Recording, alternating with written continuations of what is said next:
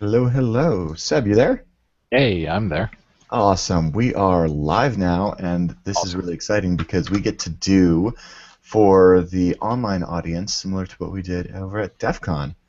Oh yeah, Are you that's good recovered? because nope, it won't be for another week, but yeah, we'll survive, right? Yeah, I'm not recovered either, but I am rocking my DEF CON 22 shirt. I got my little pineapple and DEF CON logos here, so I guess I'm ready to go. So let's go ahead and dive into it, and I'm going to bring up the presentation here with our pretty fancy schmancy graphics. And as you guys know, we're about to talk about the Wi-Fi Pineapple and going from Karma to PineAP, which is the next gen Rogue APs. And I shouldn't have to introduce ourselves, but if I need to, here we are. I'm the guy on the right, the awesome, sporting the sunglasses and the bow tie. And then, of course, Seb at Sebkina. Yeah, I'm the dude on the left because I like gas masks because they look cool.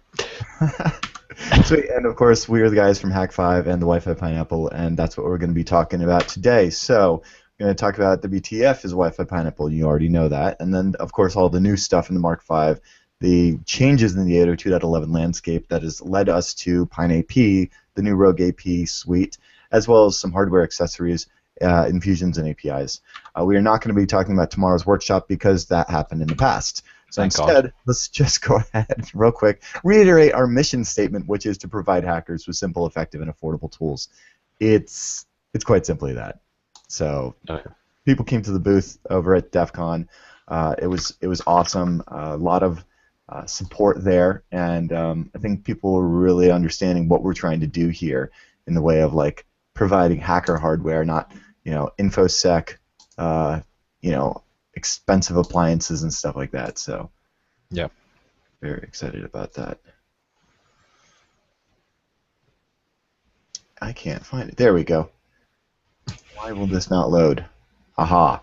And yes, if you missed it,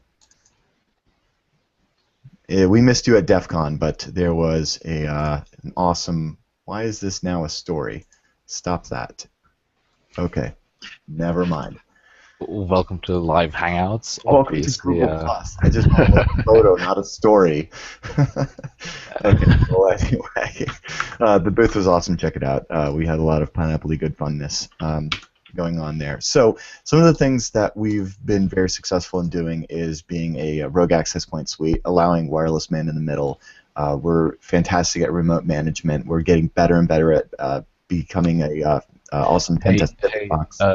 Darren, really quickly, I think you might have still got me selected, and no one's able to see the Oh yeah, there slides. we go. Thanks. Okay. Yeah, I know how to So, internet. so now the whole gas mask thing makes no sense to anyone. Did have No, we? obviously all the slides are missing. They just see me. Oh, through this entire. How do I go back to auto mode? There we go. Now, so so. Welcome to the Wi-Fi pineapple from Karma to Rogue. I'm Darren Kitchen. That's Sebastian Kinnock with a gas mask. We're from Hack 5. We're going to talk about the pineapple and the new stuff. We're not going to do the workshop. We provide hackers with simple, effective, affordable tools. We're a pretty good rogue access point. We do man in the middle over wireless. We are pretty damn good at doing remote management. We're getting better and better at pen test pivot box stuff, and we've got a complete ecosystem. So that's the pineapple. We're very excited about the Mark 5. We've got serial headers and SMA and mode switch dip switches and expansion bus, and we have Everyone versatile knows power about and USB and Ethernet and LEDs and micro SD, and you guys know the pineapple. It's awesome. And we learned a lot making this hardware that is now 9 months old about as far as like how expensive certification is and how micro SD cards can somewhat be unreliable sometimes, and as far as like reference designs being just that, and how chip vendors are very secretive. But overall, this was a huge success because our failure rate is super low. It's practically unbreakable. You don't need a serial cable or anything like that. And this tremendous learning experience has brought us to where we are today. Absolutely. So, yes. Oh, how was that? How was that, Seb? Fast. That was good. We have a Right. tractor. So that comes soon. You guys don't get any of these jokes. They're jokes from us being absolutely exhausted at DEF CON. Sorry about that. Right, but so we all know the current 802.11 landscape is basically we've got a few management frames that we've been using before, so beacons, probe requests and responses, associations and disassociations, and authentications, deauthentication requests. So those are the main types of management frames. And currently, what we've done with Karma, we've only really cared about the probe requests and then sending probe responses, or at least sending a association request for any SSID that was probed for. So we have a Right. slide for that. Yeah, it's pretty simple to look at, as you guys are familiar with Karma. It's like, I'm looking for XYZ, well, then I respond back, yes, I'm XYZ. And because of that simplicity, because it's just a little white lie, Karma was hugely successful, and devices relied on this because it was user-friendly. But of course, as Karma becomes more Pineapple, as Karma becomes more popular, then the Wi-Fi landscape changes to adapt to that. And it's always a game of cat and mouse, and we're very proud to right now be the cat. Absolutely. Now, I should Yeah. probably reiterate that the implementation of the 802.11 spec by the vendors varies absolutely considerably, from OS 10 to Windows to Android and iOS, embedded devices, the Internet of Thingies. It's a totally new landscape. Everyone does it different, and Yeah, it's and good. that's one of those things. So while the landscape has absolutely evolved over the past, there are still some vendors that have actually made Karma more effective in its base form, especially recently. So there's a few things that have every vendor does differently, and every vendor thinks they're doing it the right way. And well, yeah, Yeah, good stuff. And of course, there's other changes as far as the landscape that aren't necessarily technical as far as they are policy-wise. We've seen BYOD, or bring your own device to the corporate network, really be something that a lot of IT administrators are grappling with. And then we've got pretty stats here about essentially people use Wi-Fi a lot, and then they take it to yeah, the corporate networks a lot. And that's essentially what we're saying here. So this, as far as for the pen tester's role, has made things a lot more interesting, and so we're excited about to see these changes and be a part of that. So yeah. we can pretty much, I like to illustrate this. This was a very kind of, I don't know, simple way to put this together as far as like the difference between previously and the landscape now, in a way that is apt for DEF CON in Las Vegas, like we previously were at. Which is to say that it's kind of like a game of Go Fish. I'm not sure if you've ever played the game, but essentially, the devices are looking for the two of clubs and the seven of hearts and the ace of diamonds, and so it's probing for the names of those. And so if the network is around, it's probe responsing for the two of clubs or whatever have you. The difference now is that the probe requests don't say, "Are you the two of clubs?" They don't say, "Are you the ace of diamonds?" In fact, they now just say broadcast, like, "Are you Yeah. around?" Right. So now modern devices just probe to broadcast, asking if just for everyone to say who they are, and then all the APs around them that receive this probe request to broadcast will just send a probe response, or actually send a beacon out with what their SSIDs, or the one that they're broadcasting. So Right. uh, what that means is that we cannot, through their probe requests, we cannot guess what people are actually probing for, so we don't know what they're looking for. Right, and so these modern devices carry what's called a PNL, or a preferred network list, and again, this varies from vendor to vendor, but essentially that is the list of networks for convenience that the device will automatically connect to. And so rather than saying, "Hey, Sebastian, are you around?" they're just going roll call.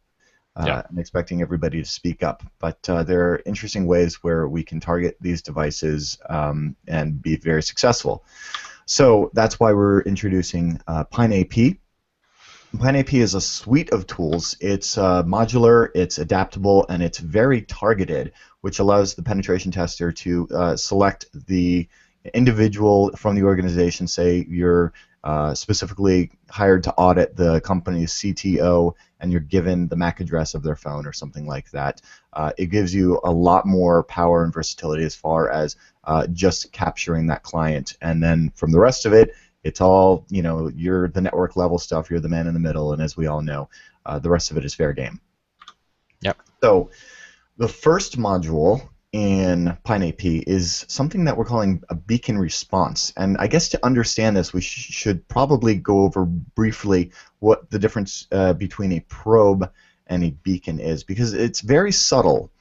Essentially, when a phone does a probe request for hi, is XYZ there, there's typically a probe response from XYZ saying, yes, here I am, here's the data rates that I support. I'm a 802.11G network, I'm on channel 11, I support these protocols, and that's the way that a probe response is. Now, a beacon, on the other hand, is like a billboard on the side of the road saying XYZ is here, right? And it's not targeted at any individual. It's just letting everyone know, hey, in case you're looking for XYZ, this is me. And again, just like a probe response, here are all of the data rates that I support. Here's the protocols that I speak. I'm HT20 or I'm HT40 and all of those esoteric little things about the network. What we're doing here, though, is a lot different because, and we're actually having to call it a beacon response because the term for this doesn't really exist right now because it's similar to a probe response.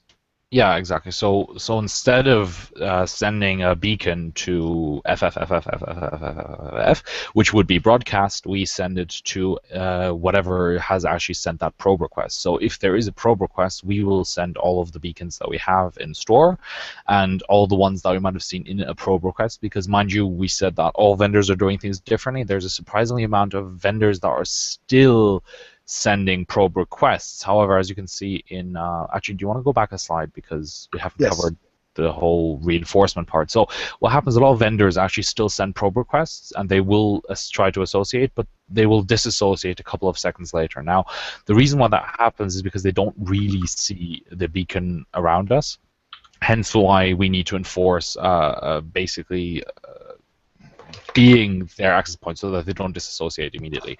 So we do that by sending targeted beacons instead of just sending them to broadcast, which is exactly what we call a beacon response. Right, and actually I can pull up the PCAP of this if you want to see, and while that loads we can continue on, because I do have to filter all of that. But here we go. But yes, so that is the beacon response, and it is targeted only at the individual that's actually looking for that, and again, reinforcing it. And much higher visibility that we've noticed as far as like the device actually recognizing that network there. And so that's one of the huge things as far as like passing the sniff test, if you will. And we can, go through, this PCAP here and actually see, for instance, what happens when we see probe requests and probe responses, and then there's typically an acknowledgement, and then an authentication request, an authentication response, an association request, an association response. But then the very next thing on some devices will be a disassociation request, and then the rest of these are deauth packets actually coming from the Wi-Fi Pineapple. And so one of the obvious things that you may think first is like, well, okay, if they ask for a disassociation packet, don't send a deauth back. However, that basically means that your access point will still think they're connected. The device will just drop all other packets apart from trying to get disassociated. It'll just keep sending disassociation requests, and at some point we'll just, depending on the implementation, we'll just drop off the network and leave the AP kind of hanging. So that wasn't the best idea. What we did find is, as I just said, is to just send reinforces. So if they have been probing for, I don't know, let's say their corporate Wi-Fi, and we send them a probe response, we will also start beaconing that SSID, which is something which we call what are we calling it? It's the probe response. It's probe response. Yeah, I know, but beacon response, and that's the name of the module with the funny little arrow. Exactly. Yeah, this is what it looks like when it's done successfully. You get your probe requests, you get your probe responses, and we see, just like similar before, we have our authentication requests or authentication response or association requests and responses, and then instead of immediately having that disassociation, you see we actually get that DHCP request, and then the rest of this is all network stuff, and we actually now see HTTP traffic and things of that nature. So our clients actually stay on the way that we would expect, and that is a good thing, and that is thanks to beacon response. Now we're Absolutely. reinforcing all of these with a lot more in the PineAP suite. The next one, and I did promise you guys tractors, we have a harvester. Yes, we do.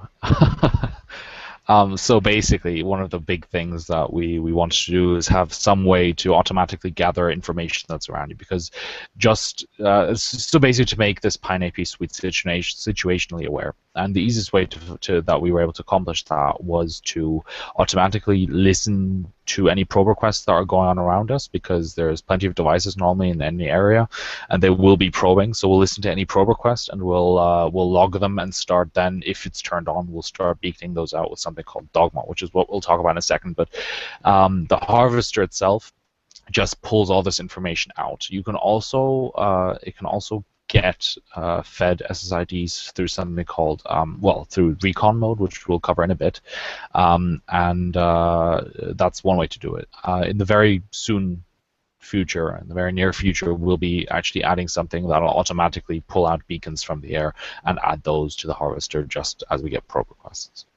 And again, all of this is so that you can actually target your client more successfully. And then that leads us to Dogma, which does a lot of the heavy lifting here as far as what we've collected is from the harvester. So either automatically or through those user lists or through recon. And it'll inject these frames in one of two modes. Now, similar to the way that the beacon response works, it can do a targeted mode, which is visible only to, say, that specific user that you've been tasked with doing your pen test on. And in Right. that case, you actually give it the BSSID or the MAC address of that device that you're targeting, and it will. And these beacons will only be visible to that client. The alternative is to do a broadcast, and in that case, it will be visible to all stations in the vicinity, which means essentially you have a lot of devices in an area, and they are all looking for XYZ and ABC and all of the different networks in the area, and Harvester will collect all of those. And with Dogma, you can either point that as in like a beam directed at just one client, or back to everyone in the area. And it's, as far as the throughput, it is kind of ridiculously awesome. So during development, I played around with what it is able to do and how many things we're able to send and how we can make it, and like basically how can I max out the CPU without making the thing crash, just as a proof of concept. And I think we have a super interesting, or to me at least, I loved seeing this because it made me happy, and when I sent it to Darren, it made him happy. Yeah, we can skip ahead to that, and I can Let's show you. do that. You guys have seen like network analyzers before that show you all of the access points in the nearby area, so you're probably used to seeing these kind of charts with little, humpy networks and stuff. We were able to broadcast over 9,000. Yeah, so actually, I managed to get 15,000 SSIDs being broadcast. Mind you, that's without running anything else on the Pineapple and not running that for very long. But Yeah, and we should probably also talk about math here, because while this is yeah, really impressive and awesome, and it even begs the question like, you could probably even brute force, um, you know, uh, everything that's SSID around you. Yeah, every absolutely. SSID that's possible. I don't know, given a upper lower specials and 8-character or 12-character. Anyway, more math later. But as long as we're talking about math, we should probably explain that in the world of 802.11, everything is expressed in a time unit, which is actually 1024 microseconds instead of 1,000 microseconds. So hertz are good. And so in any given second, you can expect about 976 time units. So a beacon frame, those guys are actually expressed in TU intervals. And typically what you're going to find is some access points will have a TU interval of about 100, which means that there's roughly 9 beacons per second.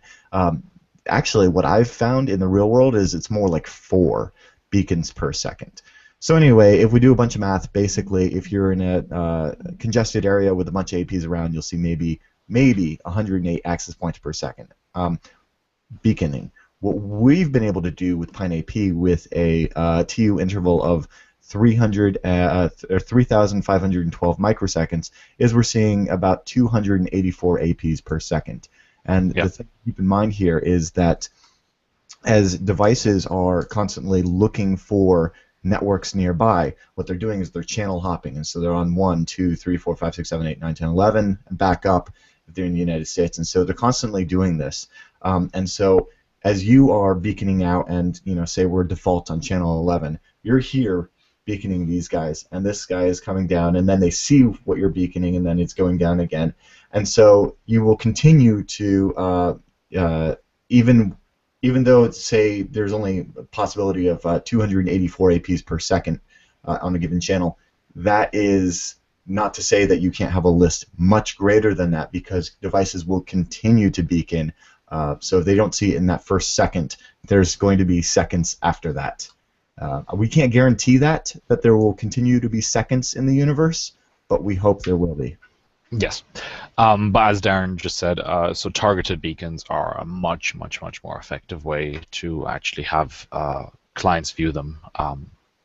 Anyway, yeah. So Yeah, and so continuing. yeah, and we can actually see that that demo here. I can just pull up my Wi-Fi Pineapple with the PineAP 2.0.2 firmware running, and or the Wi-Fi Pineapple firmware with the PineAP, and you see I have Karma enabled here.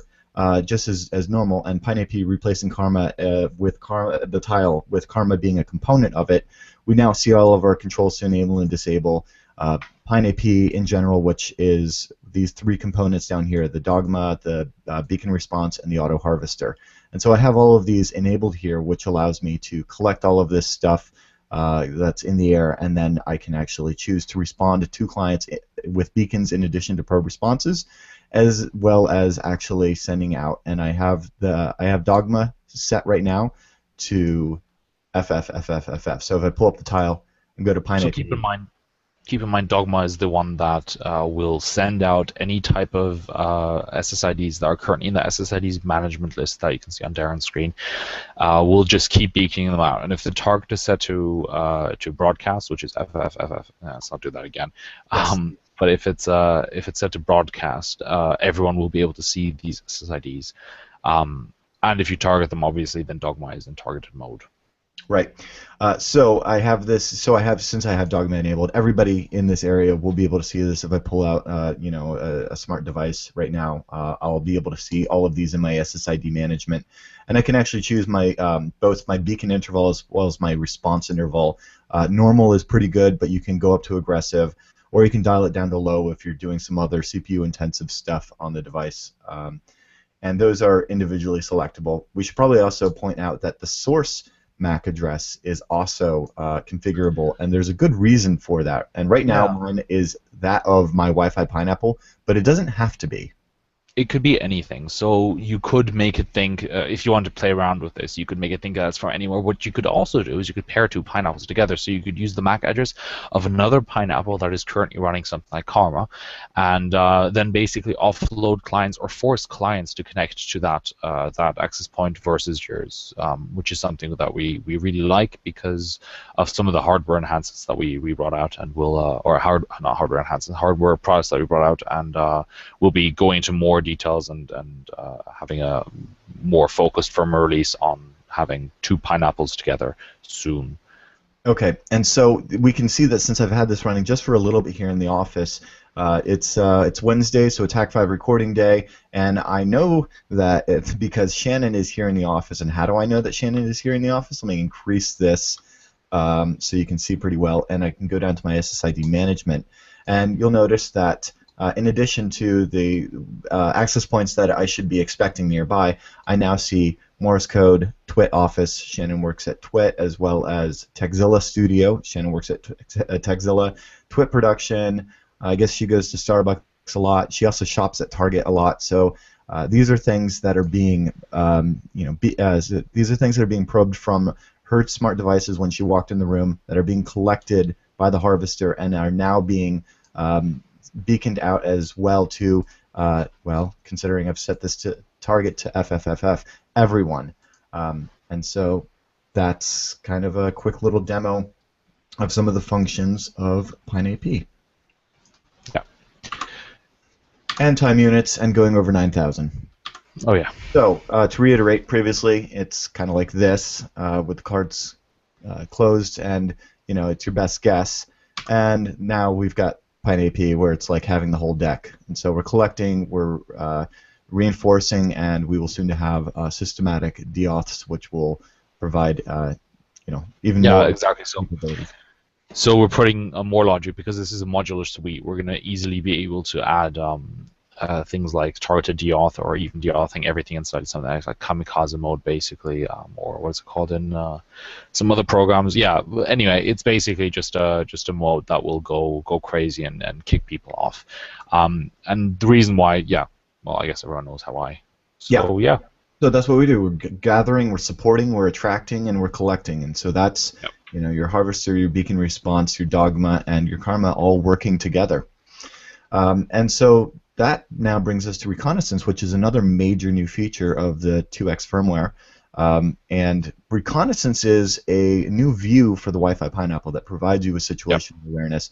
As we talk about our focus being on best targeting that mark of yours, and so you're actually able to more than just a site survey where you're used to seeing as we showed back in this slide a few ago, where it's like, okay, great, now I can see all the networks in the area. You Well, can see what channels they're on and so on, and what encryption they're on. So that all of that is new, but I think we've added a few things that aren't at least not visible like that anywhere else. right, and we want to have precision targeting capabilities where you can actually find your mark, fox and the hound style, like, hey, there's who I'm looking for, there's what network they're connected to, or just what are the networks in the area here, and what has the most clients and things of that nature. So if you're doing a pen test on XYZ Corp, you can see all of XYZ Corp's wireless networks and what Yeah. clients are available on those. And so that's under this tab right here, and this is the reconnaissance view. Quite simply, you pull down from the drop down in the top left, we can see our typical infusion view like we're used to, but now we can go into reconnaissance view, and when we do this, we get a cute little spinning pineapple, and you'll end up with something that looks like this. And there's not a whole lot of networks around me right now, but let me make this bigger so we can see it pretty well. It's fairly responsive on mobile devices. It looks pretty good. And what we get here is what we're used to seeing as far as like, oh, there's a network, and here's its signal strength, and here's its BSSID, and the Yeah. channel it's on, and the security. But if we come down here to this network at the bottom, in addition to seeing that information, we actually see the clients. Yeah, and so what that comes into, so right now, yes, you see the clients, which helps you kind of figure out where people are connected to. So it gives you a nice overview. In the future, you'll be able to click on every one of these BSS. Basically, everything is going to have some sort of clicker to it. You can click on it and you'll be able to pull up more things. You click on a client, you'll be able to deauth them, send that client, make that client the target, and so on. So we're trying to make it as simple as possible to use PineAP and connect that with the reconnaissance mode. Right. Likewise, as Seb said, we can click on, we'll be able to click on clients and add them as our target, Yeah. or do a systematic deauth. Similar to that, if I, for example, clicks on this network right here, I can now right from here add it to my PineAP SSID list. And so now Yeah. manually I've added that. I get my little notification in the new drop-down function, which is pretty cool. And so now I'm also spoofing this network. I can click on that one, and I'm spoofing that network, and I'm spoofing this network. And I don't want to spoof that network, so just like with Karma, the whitelist, the blacklist, all of those are there available. And again, you can just simply, right now you can copy this and pop it into your whitelist or blacklist, and in the future we're going to make this even easier, just as we have by clicking these and adding them. Absolutely. So it's going to be based on a similar thing. What you can also see on the screen is clients that are currently not associated. So that's interesting. And people have asked me, why do I care about not associated clients? Well, to me at least, it's quite an logical answer. You can see what's around you, what you have, or what has the potential to then be connected. So if you can target those BSSIDs, you might stand a chance to pull them in, and so you know what's currently not associated with anything else. Right, because these clients right here, they're already connected to an access point, and so if you were to spoof this one right here or something else that's on their P&L, you would have to first deauthenticate them from that network before you could get them to successfully connect to you. These guys right here are literally just waiting to be connected to something. Exactly. They're They are probably probing. They are doing something. Now, probes aren't shown on the screen, but what they are doing is they are currently sending data. Otherwise, we wouldn't be able to see them in the airwaves. The other one, which is cool, is the AP out of range. So the reason why we have that is, well, why can we see the client but we can't see the AP? And the reason for that is because we're using WLAN 0 for PineAPs or for Karma and pulling in clients, while we're using WLAN 1 to generate this report in terms of clients and to use PineAP. So we're able to see these clients, but we're not going to be able to pull these in directly necessarily, or we're not going to be able to see that access point with our current WLAN 1. The signal strength varies a little bit between the two interfaces, so that's why that happens. You do, however, see the access point that's connected to. So you can see that the client BA1D, D2, C6, that one's connected to 0025. Yeah, there you go. So you can see that. And from there, you're going to be able to, again, click on that line, and you could be able to kick them off at the access point and hope, or at least try to then push them to one of the other networks that you've got with PineAP. And then likewise, the rest of the features with the reconnaissance viewers that you can set your scan to just be AP only or APN clients. You can set your scan duration. Obviously, the longer you scan, the more you're going to be able to see. And you can even set it into a continuous mode by checking this button here, and then it will continuously refresh, and so you can just sit back and watch this. And that right there is that's reconnaissance. So that kind of brings us into, we had alluded a little bit as far as setting up your source MAC address, so this kind of brings us into a little bit of the hardware, and we're going to kind of move quickly through this, but I wanted to just show you guys some interesting new stuff that we launched at DEF CON and will have available to everyone through Hackshop very soon, hopefully this week. And that is a couple of the new accessories. For example, I don't know if anybody's familiar with this guy, but he came by the Hack5 studio recently and picked up some pineapples. And we had a little brainstorming session while I was shooting Pineapple University, and it came to our attention that what we really needed was something pretty covert. And so I don't know if you can see that box on the desk, but this is kind of prototype of what we are now calling the ominous box, and I'm going to go ahead and give you guys a view of that here. But I'm not because video is hard. How about you just show them the hardware? Okay, that's how I will do it. Let me start this. Okay, and so you're used to your regular Wi-Fi pineapple. Which already looks quite non-suspicious and Right, and of course we give you the option to, you can put on the sticker. You don't have to. It can look like a boring ominous box. You can, power this over USB and leave this behind a workstation, things of that nature. But as Kevin pointed out, it would be great if we could hide it in plain sight.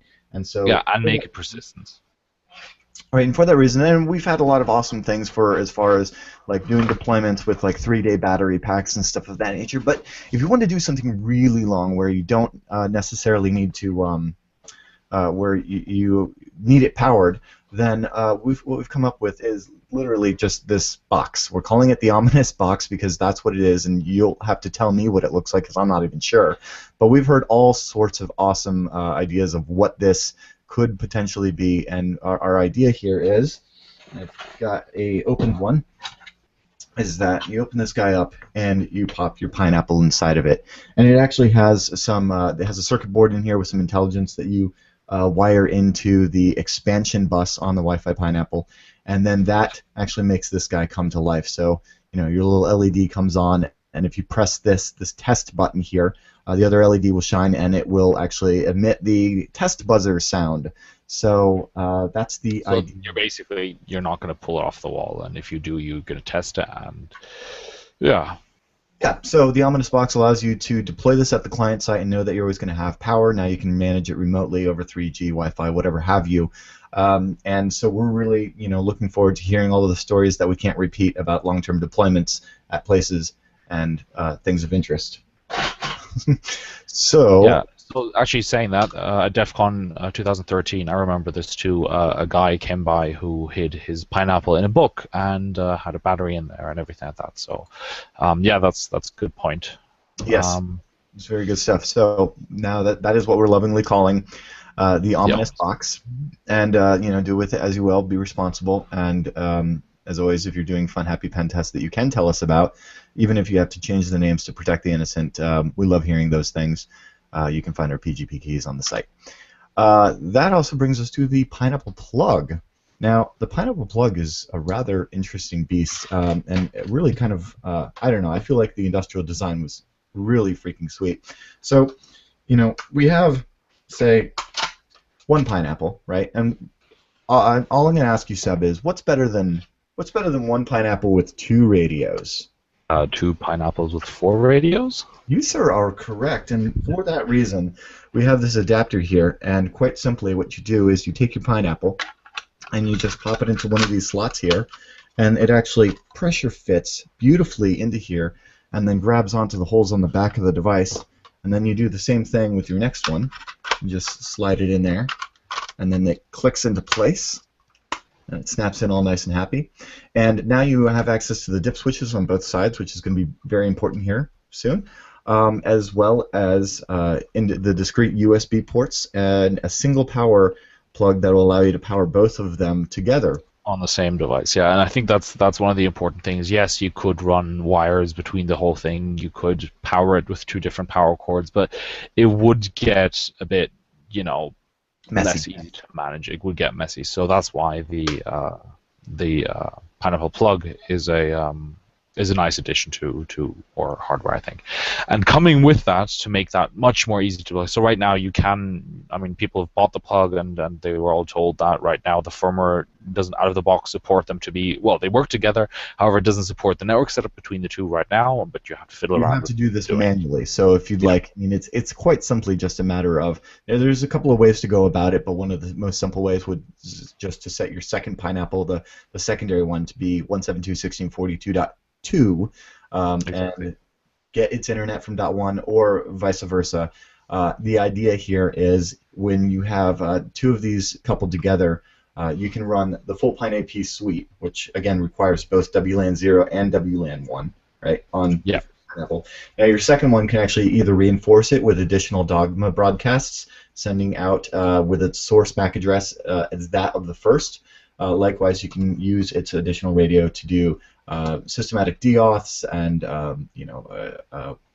client mode, and actually there's nothing to stop you from continuing on with this, and then next thing you know you've got like a Wi-Fi Cthulhu. So we're Seen some cool pics of them on Twitter already. Yeah. yes, so we're excited to see what interesting stuff people are doing with those as we've come up Yeah. with interesting ideas. And as we just mentioned, the firmware we'll bring out will make it super easy. You're going to be able to do like a CNC on them and on one of them execute commands on the other and so on without having to SSH in or have any of that hassle soon. And the network setup will be done. And yeah. Right, and of course, as I just showed off, you can plug in an additional radio. We have the relay adapter, the client mode adapter. This is a really low power. It's about 160 milliamp average draw, which is awesome because it doesn't cut into your battery budget if you're doing a long-term deployment. Yeah. It's a Rawling chipset device that's 802.11 BGN, and it's pretty high wattage. It's high throughput. It allows you to do simultaneous client mode from a nearby AP if that's your deployment scenario of choice, as well as PineAP, and we have those available for Wi-Fi Pineapple owners at a steep discount. You can find the information on the Wi-Fi Pineapple forums for that, and all of that's in the Hack Shop. So that's real simply that. What we're very excited about, and we can't get too much into on this particular hangout, but I do want to It's show a bit you. hard to show off right now. Right, but I wanted to let you guys know that this is coming because we have an awesome board in production, and we should have this available very soon, is our HDK. And so this is what it looks like. Yep, Yeah. that's a working copy. You can still see the solder marks on the left. But yeah, so it's based on Arduino and will interface with the PineApple over SPI mainly. It can also speak GPIO, but SPI makes it easier to share bigger amounts of data, or actually more readable and understandable amounts of data with the code that you write for the Arduino and the PineApple automatically. So that communication is all done for you in the HDK software release, which will be out when the HDK will be up on the shop for sale. And it looks like that, and you can see that right now it's got a simple script running that just has the LEDs blink back and forth on the Everybody expansion board. loves But some blinking lights, and yeah, exactly, this is kind of a wonderful tool for developing Pineapple accessories.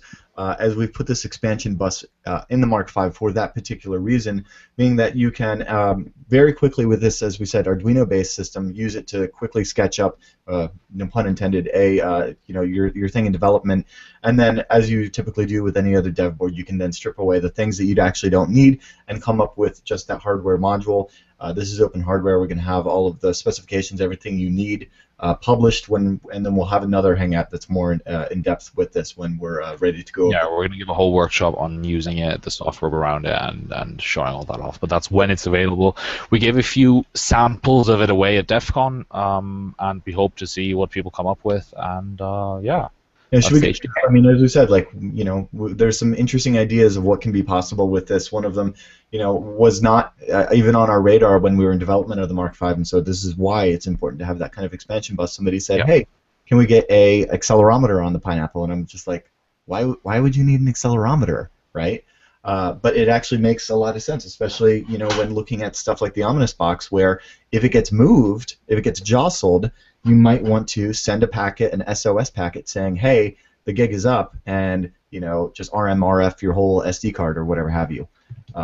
So we're interested in seeing some interesting stuff coming out of that, and stay tuned for a future hangout soon regarding that. yeah, So, absolutely. also, awesome stuff coming in the very near future.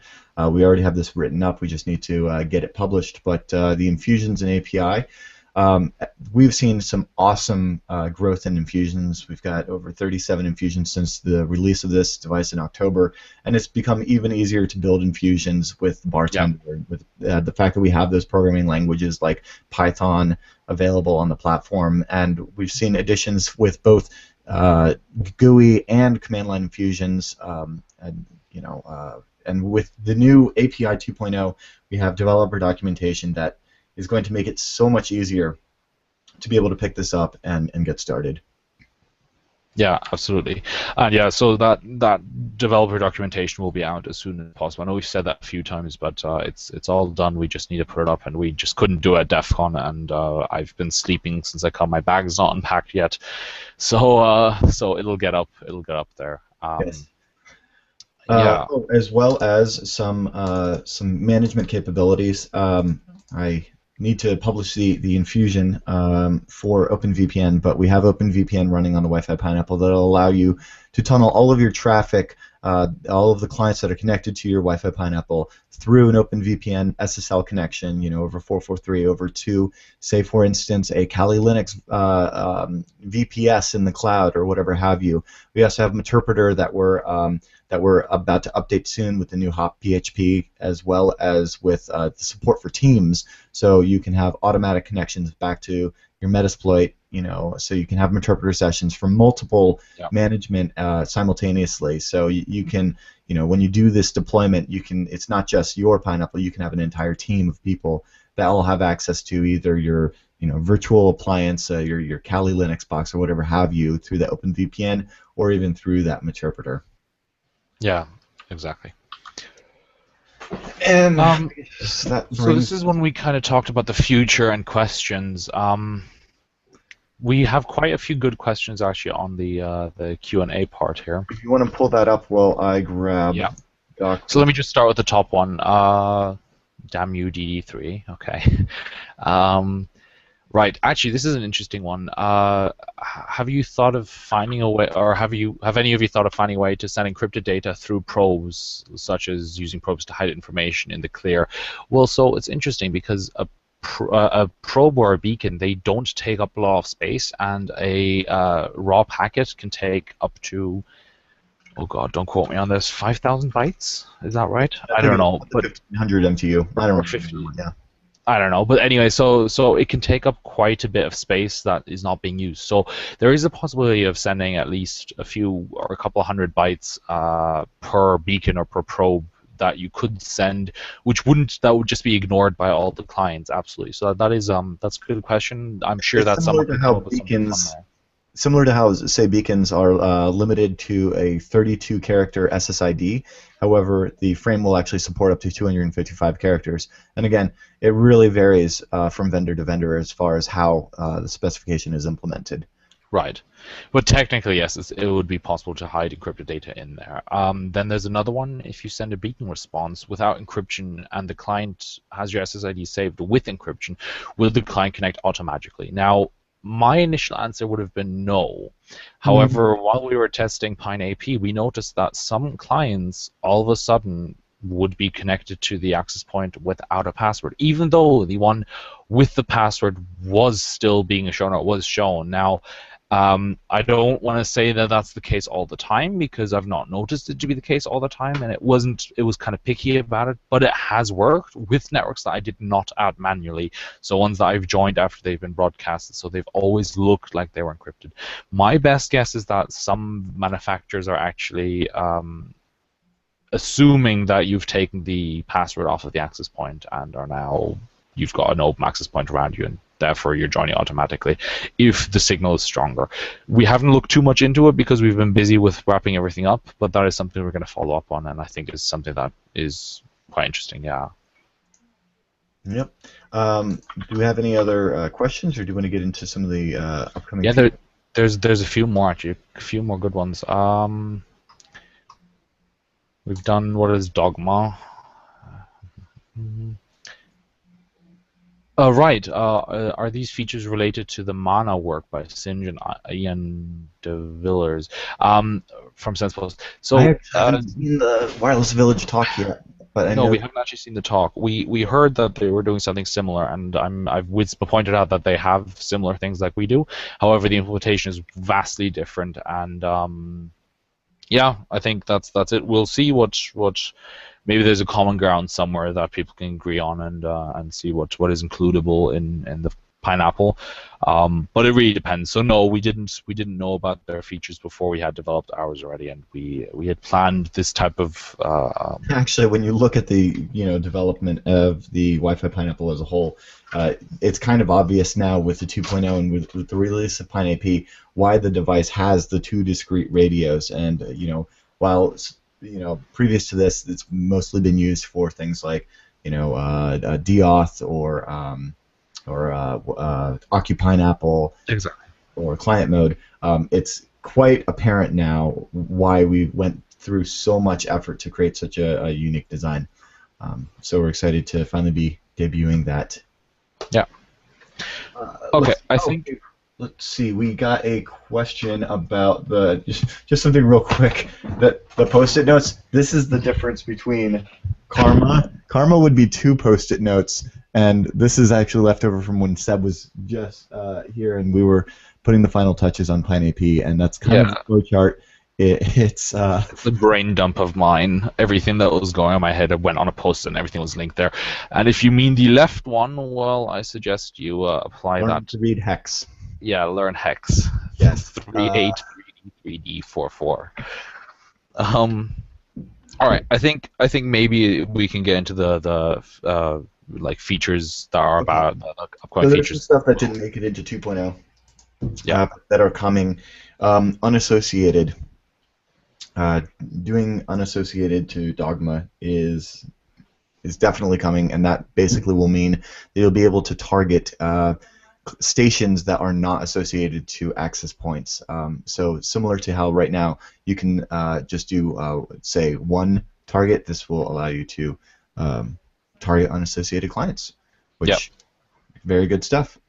We're Exactly. also going to be adding a systematic deauth function built into PineAP that will have logic in it where you'll be able to trying to think of a good example here, but you guys understand if we're able to say deauthenticate stations from other base stations, then it comes back to becoming a race condition where they send out that probe request again looking for that access point, and then Karma and beacon response and all of the rest of the PineAP suite does its job. And so look forward to that, as Yep. well as something long awaited.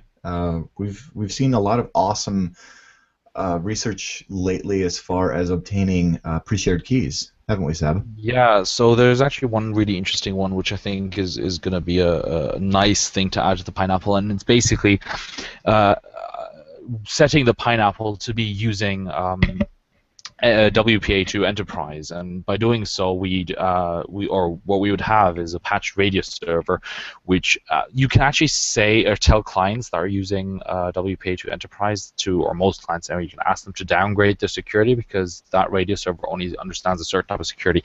And what happens then is that we're able to actually take the passwords that these clients are sending and just store them in a file.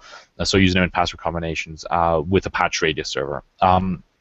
And so to do that, we would so that way is one way to just get username's password of WPA2 Enterprise networks. Now that doesn't allow you to directly clone the network automatically because it does require you to set it up for that network. However, what it does help with is something that we're working on, which is basically setting up sorry, brain. Tired. Setting up the pineapple so that I can then let in clients. Once you have these WPA2 passwords, you're then able to use those yourself to then pull in more clients and so on and use them to cache. So I guess that's one of the main features that's coming soon. Also, you're going to be able to, in a very simple manner, you're going to be able to, if you know a password of an encrypted access point around you, you're going to be able to add that access point and you obviously have to know the password to it or the key to it, and so when you apply that key, you're going to also be able to pull in clients at least that are there just to add one more feature. However, that does require you to have the password, and yeah. There Okay. was We one also, more. Yeah. yeah. Go ahead. There's one more important thing that Robin just reminded me of. Robin, Darren, and myself submitted a call for papers at DeepSec in Vienna. So we might be running a 2-day training there, and we're really excited for that if we get accepted. Yes, and that will lead to other awesome stuff as well. So stay tuned. I mean, as always, in addition to some of these key features that we're mentioning that we're working diligently on right now, you can expect the ecosystem to continue to flush out as far as infusions, and a huge thanks to the community for all of the contributions on the software side. Can't wait to see any hardware contributions as soon as the HDK gets into your guys' hands. We're going to continue to expand the ecosystem as far as things like the Ominous Box and the Pineapple Plug. And you can be guaranteed that as we continue to develop this platform, you will expect that free development that we've provided you guys with, the free enhancements to the firmware. And that's one of the important things about the Pineapple platform, is that this is not a static product, and that we're continuing to innovate, and we are blessed Absolutely. to have you guys as our shareholders in this regard, because we just want to provide you guys with just awesome tech that's affordable and provides immense value. So Yeah. Thank you guys very much. okay. All right, well, there's so much more that we could rattle on and on about, but as you can imagine, we're pretty much toast after DEF CON. So, of course, we will see you guys on the forums and IRC, so WiFiPineapple.com for links to all the community resources. And I believe, Seb, you're taking a little mini vacation, and then Yes, I'm going to be wrapping some things up, posting a proper change log, posting the API documentations, and wrapping some fixes on. And then I'm going to go and go to vacation in Finland and totally shut down for at least a week. So you might not hear that much of me in the next coming week. I might do just the same, but I look forward to seeing everybody's comments and whatnot on the IRC and the forums. So, with all of that, thank you once again for tuning into this Wi-Fi Pineapple firmware release. We will come up with a dinosaur later. Yes, we totally forgot about that one. Yeah, I don't know. I feel like maybe we're just Pineapple guy, Okay, so I guess with that, pick your favorite Pineapple guy and enjoy. Until next time, I'm Darren Kitchen. I'm Sebastian Kina. Cheers. See ya.